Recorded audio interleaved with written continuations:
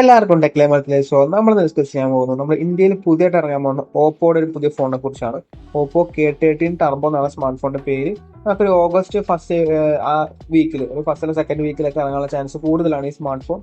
So ചൈനയിൽ ഈ smart phone എന്ന് പറഞ്ഞാൽ ഓപ്പോ K13 ടർബോ പ്രോ എന്ന് പറഞ്ഞിട്ടാണ് സ്മാർട്ട് ഫോൺ വരുന്നത്. രണ്ടെണ്ണം ഉണ്ട്, Oppo K13 turbo, K13 turbo pro.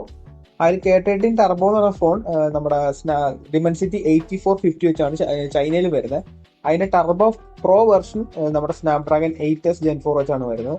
അതായിരിക്കും മിക്കവാറും ഇന്ത്യയിൽ വരാൻ പോകുന്നത്, നമ്മുടെ ടർബോ പ്രോ വേരിയന്റ്. സോ ആ സ്മാർട്ട് ഫോൺ നമുക്ക് ഇന്ത്യയിൽ ഓപ്പോ K13 ടർബോ ആയിട്ടായിരിക്കും വരാൻ പോകുന്നത്. അതിന്റെ സ്പെക്കും കാര്യങ്ങളൊക്കെ നമുക്ക് നോക്കാം എങ്ങനെയുണ്ടെന്ന്. അതിന് ഓൾമോസ്റ്റ് എല്ലാ സ്പെക്കും വന്നിട്ടുണ്ട്. ഡിസൈൻ വൈസ് നോക്കുവാണെങ്കിൽ നിങ്ങൾ മേളിൽ കാണുന്ന സ്മാർട്ട് ഫോൺ ആണ് ശരിക്കും. ആ സ്മാർട്ട് ഫോൺ കാണാനൊക്കെ നല്ല ഭംഗി തന്നെയാണ് വരുന്നത്. ഒരു പ്രത്യേക വേറെ ഡിസൈനൊക്കെയാണ് വരുന്നത്. 7.3 മില്ലിമീറ്റർ ആണ് തിക്നെസ് വരുന്നത്. 208 ഗ്രാമാണ് വെയിറ്റ് വരുന്നത്. ഫുൾ പ്ലാസ്റ്റിക് ബിൽഡാണ്, പ്ലാസ്റ്റിക് ബാക്ക്, പ്ലാസ്റ്റിക് ഫ്രെയിം, പിന്നെ IR ബ്ലാസ്റ്റർ വരുന്നുണ്ട്. പിന്നെ മേളിൽ കാണുന്ന നിങ്ങളെ ക്യാമറ സ്ഥലത്തൊരു ഒരു RGB പോലത്തെ ലൈറ്റ് വരുന്നുണ്ട്, RGB സ്ട്രിപ്പ് വരുന്നുണ്ട് റൗണ്ട് ആയിട്ട്. ശരിക്കും ട്രിപ്പിൾ ക്യാമറ അല്ല, ഡുവൽ ക്യാമറ ആണ് വരുന്നത്. നിങ്ങൾ രണ്ടാമത് കാണുന്നത് ക്യാമറ അല്ല, ഒരു കൂളിംഗ് ഫാൻ ആണ് ശരിക്കും പറഞ്ഞാൽ. ഒരു കംപ്ലീറ്റ്ലി ഒരു ഗെയിമിംഗ് സ്മാർട്ട് ഫോൺ ആണ് ശരിക്കും പറഞ്ഞത്. ഇവിടെ കൂളിംഗ് ഫാനും ഉണ്ട്, ഇൻടേക്ക് ആയിട്ട് കൂളിംഗ് ഫാൻ വരുന്നുണ്ട്, എക്സോസ്റ്റും വരുന്നുണ്ട്, സൈഡിൽ വരുന്നുണ്ട്. പിന്നെ ഈ സ്മാർട്ട് ഫോൺ IP69 റേറ്റഡ് ആണ്. നമ്മളിവിടെ കൂളിംഗ് ഫാനും വരുന്നുണ്ട്, എക്സോസ്റ്റും വരുന്നുണ്ട്. എന്നിട്ട് പോലും നമുക്ക് ഇവിടെ IP69 റേറ്റിംഗ് കിട്ടുന്നുണ്ട്. ഇവിടെ ചില ബ്രാൻഡുകളൊക്കെ ഹെഡ്ഫോൺ ജാക്ക് ഉള്ളതുകൊണ്ട് തന്നെ IP റേറ്റിംഗ് കൊടുക്കാത്ത ബ്രാൻഡുകളൊക്കെ ഉണ്ട്. സോ അവരൊക്കെ ഇത് കണ്ടുപഠിക്കണം. ഇവിടെ കൂളിംഗ് ഫാനും ഉണ്ട്, എക്സോസ്റ്റും വരുന്നുണ്ട്, എന്നിട്ട് പോലും IP റേറ്റിംഗ് കൊടുക്കുന്നുണ്ട്. സോ അടിപൊളി കാര്യം തന്നെയാണ് ഓപ്പോ ചെയ്തേക്കുന്നത്. സോ ഡിസൈൻ വൈസ് നോക്കുവാണെങ്കിൽ അടിപൊളി തന്നെയാണ് വരുന്നത്. ഡിസ്പ്ലേസ് നമ്മൾ നോക്കുവാണെങ്കിൽ 6.8 ഇഞ്ചിന്റെ ഒരു 1.5K 120 Hz 10-bit AMOLED ആണ് വരുന്നത്. 1600 ഇഞ്ച് ഹൈ ബ്രൈറ്റ്നസ് മോഡലിൽ വരുന്നുണ്ട്. 240 ഹെർട്സിന് ടച്ച് സാമ്പിൾ റേറ്റ് ആണ് വരുന്നത്. HDR10+ സർട്ടിഫിക്കേഷൻ വരുന്നുണ്ട്. പിന്നെ in display finger print scanner ആണ് വരുന്നത്. പ്രൊട്ടക്ഷൻ കാര്യം പറഞ്ഞിട്ടില്ല, അത് ഉപയോഗിച്ചേക്കുന്നത്. സോ ഡിസ്പ്ലേ നമ്മൾ നോക്കുവാണെങ്കിൽ അടിപൊളി ഡിസ്പ്ലേ തന്നെയാണ്, വലിയ ഡിസ്പ്ലേ ആണ് വരുന്നത്. സോ വൺ ഹാൻഡ് യൂസേജ് മറന്നേക്കുക, വലിയ ഫോണാണ്. പിന്നെ നമ്മൾ ഓഡിയോ കാര്യം നമ്മൾ നോക്കുവാണെങ്കിൽ ഡുവൽ സീരീസ് സ്പീക്കേഴ്സ് ആണ്. സോ അതുകൊണ്ട് തന്നെ മൾട്ടിമീഡിയ എക്സ്പീരിയൻസ് അത്യാവശ്യം നല്ല മൾട്ടിമീഡിയ എക്സ്പീരിയൻസ് നമുക്ക് കിട്ടും. സോ നമ്മളിത് പെർഫോമൻസിന്റെ കാര്യം നമ്മൾ പറയുകയാണെങ്കിൽ നമുക്ക് ഇവിടെ വരുന്നത് സ്നാപ്ഡ്രാഗൺ 8s Gen 4 ആണ്. 4 നാനോമീറ്റർ പ്രോസറാണ്, സ്പെക്ക് അവിടെ കൊടുത്തിട്ടുണ്ട്. Adreno 825 ആണ് GP വരുന്നത്. LPDDR5X റാമും UFS 4.0 സ്റ്റോറേജ് ആണ് വരുന്നത്. വിത്ത് കൂളിംഗ് ഫാൻ വരുന്നുണ്ട്. ഞാൻ പറഞ്ഞ പോലെ തന്നെ കൂളിംഗ് ഫാനും വരുന്നുണ്ട്, വിത്ത് എക്സോസ്റ്റും വരുന്നുണ്ട്. നമുക്ക് കൂളിംഗ് ഫാൻ നമുക്ക് തന്നെ കൺട്രോൾ ചെയ്യാൻ പറ്റും.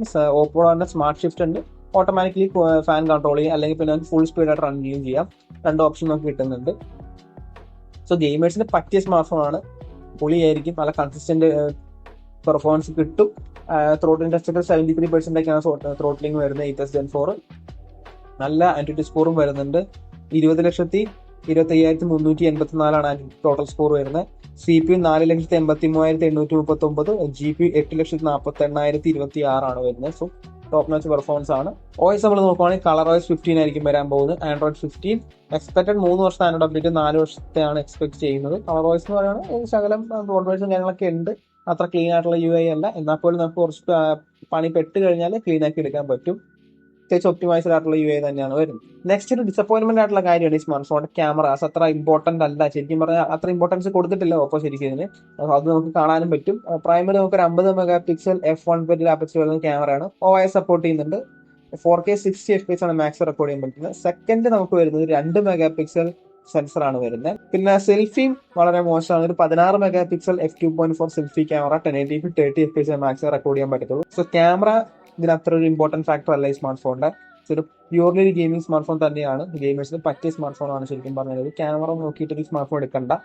പ്രൈമറി അത്യാവശ്യം നല്ലതായിരിക്കും, പക്ഷെ നമ്മളൊന്ന് സൂം ഒക്കെ ചെയ്യുമ്പോൾ വളരായിട്ട് നോയിസും പിന്നെ ക്ലാരിറ്റി കുറയുന്നുണ്ട്, അങ്ങനത്തെ ഒരു പ്രശ്നമുണ്ട്. ഇത് ഉപയോഗിച്ചത് കാരണം ദുബായിലൊക്കെ ഉള്ളത് ഓൾറെഡി കിട്ടിയിട്ടുണ്ട് ഈ സ്മാർട്ട് ഫോൺ. അപ്പോൾ അവരൊക്കെ ചൈനയിൽ നിന്ന് വരുത്തിയിട്ട് റിവ്യൂ ചെയ്തിട്ടുണ്ട്. സോ അത് വെച്ച് നോക്കുമ്പോൾ സൂം ഒക്കെ ചെയ്യുമ്പോൾ ഇച്ചിരി പ്രശ്നമുണ്ട്. ഫ്രണ്ട് ക്യാമറ വലിയ ഗുണമൊന്നുമില്ല.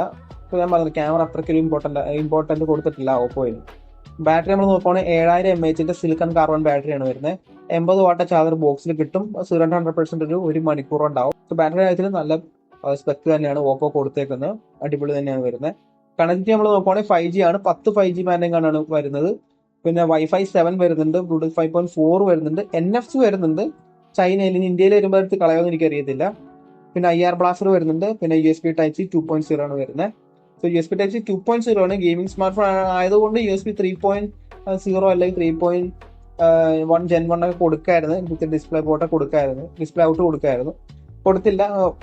എക്സ്പെക്ടഡ് ആണ്. ഇവൻ ഇതിനേക്കാളും എക്സ്പെൻസീവ് ആയിട്ടുള്ള സ്മാർട്ട് ഫോണിലും കൊടുക്കാറില്ല ചില ബ്രാൻഡ്സ് ഒക്കെ. സോ കണക്ടിവിറ്റി അത്യാവശ്യം നല്ല തന്നെയുണ്ട്. വൈഫൈ 7 സ്റ്റാൻഡേർഡ്സും കാര്യങ്ങളൊക്കെയാണ് വരുന്നത്. പ്രൈസ് നമ്മൾ നോക്കുകയാണെങ്കിൽ ഇഷ്ടംപോലെ വേരിയൻസ് ഉണ്ട്. 12GB 256, 12GB 512, 16GB 256, 16GB 512 വരുന്നുണ്ട്.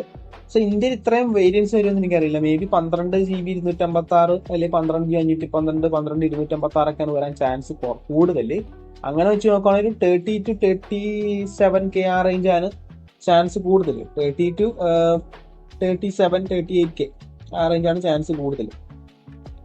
ആ പ്രൈസ് നമ്മൾ നോക്കുവാണെങ്കിൽ കുഴപ്പമില്ലാത്തൊരു ഫോണാണ്. മീൻസ് പെർഫോമൻസിന് പറ്റിയ ഫോണാണ്. അല്ലാണ്ട് ഞാൻ വെച്ച് പറയുവാണെങ്കിൽ നിങ്ങൾ ഓവറോൾ ഒരു വെച്ച് നോക്കുവാണെങ്കിൽ ബെറ്റർ സ്മാർട്ട് ഫോൺസ് ഉണ്ട്. നിങ്ങളൊരു ഗെയിമിംഗ് മാത്രമാണ് ഉദ്ദേശിക്കുന്നതെങ്കിൽ പറ്റിയ ഫോണാണ്. കാരണം കൂളിംഗ് ഫാൻ വളരെ ഇമ്പോർട്ടന്റ് ആണ്. കാരണം പാസീവ് കൂളിങ്ങിനേക്കാളും എന്തുകൊണ്ട് ബെറ്റർ ആണ് ആക്റ്റീവ് കൂളിംഗ്, മീൻസ് ഫാൻ ഉള്ളത്. സോ ഗെയിമേഴ്സിന് ഇമ്പോർട്ടൻറ്റ് സ്മാർട്ട് ഫോൺ തന്നെയായിരിക്കും ഇത്. അല്ലാത്തവർക്ക് ഞാൻ സ്കിപ്പ് ചെയ്യാനേ പറയത്തുള്ളൂ. ഇത് നോക്കേണ്ട ആവശ്യമില്ല. കാരണം മോസ്റ്റ്ലി ഗെയിമിംഗ് സ്മാർട്ട് ഫോൺ തന്നെയാണ്. ക്യാമറ ഉണ്ടവർക്ക് പറ്റിയ സ്മാർട്ട് ഫോൺ അല്ല. ഇതിന്റെ ഗുണമെന്ന് പറഞ്ഞാൽ ഒരു വേറെ ഡിസൈനാണ്, തരം ഡിസൈനാണ് വരുന്നത്. പിന്നെ RGB ലൈറ്റ്സും കാര്യങ്ങളൊക്കെ വരുന്നുണ്ട്. ഡിസ്പ്ലേ നല്ലതാണ്. പിന്നെ പെർഫോമൻസ് അടിപൊളിയായിരിക്കും. ബാറ്ററി നല്ലതാണ്. കണക്ടിവിറ്റി ഫീച്ചേഴ്സും കാര്യങ്ങളൊക്കെ നല്ലതാണ്. ക്യാമറ വിട്ടേക്കുക. ക്യാമറ ഉള്ളത് ഒരിക്കലും സജസ്റ്റ് ചെയ്തില്ല. സോ ഇതാണ് സ്മാർട്ട് ഫോൺ. ഇതാണ് ഇതിന്റെ സ്പെക്കും കാര്യങ്ങളൊക്കെ. നിങ്ങൾക്ക് ഇഷ്ടപ്പെട്ടിട്ടുണ്ടെങ്കിൽ താഴെ കമന്റ് ചെയ്യുക. സോ ഗൈസ്, ഇന്നത്തെ വീഡിയോ ഇഷ്ടപ്പെട്ടാൽ ലൈക്ക് ചെയ്യുക, സബ്സ്ക്രൈബ് ചെയ്യുക, hit the bell icon, feature next video കാണാം.